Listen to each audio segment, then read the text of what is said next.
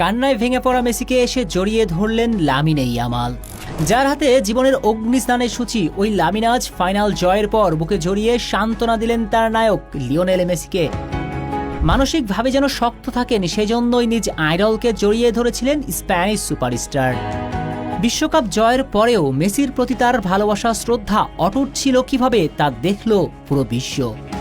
লামিনকে ও বুকে জড়িয়ে ধরে রেখেছিলেন মেসি। পৃথিবী দেখল এক অদ্ভুত মেলাবন্ধন, একটা আইকনিক মুহূর্ত। যার হাতে জীবনের প্রথম গোসলের সূচনা, তাকেই আজ সান্ত্বনা দিচ্ছেন বার্সা বর্তমান নাম্বার 10। লামিনের শ্রদ্ধাতে মুগ্ধ হয়েছেন লিওনেল মেসিও। তাই তো কন্দনরত মেসি কিছু মুহূর্তের জন্য শিরোপা হারানোর দুঃখ ভুলে স্প্যানিশ তারকাকে ভালোবাসাতে ভরিয়ে দিয়েছেন।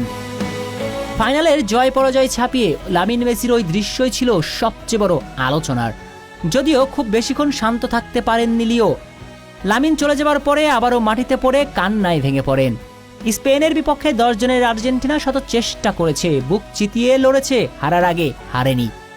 তবুও শেষ পর্যন্ত ফেরান তোরেসের গোলে অতিরিক্ত টাইমে হেরে যায় আকাশ নীলরা। তবে লামিন মেসির ওই মুহূর্তে আসল জয়টা হয়েছে ফুটবলের।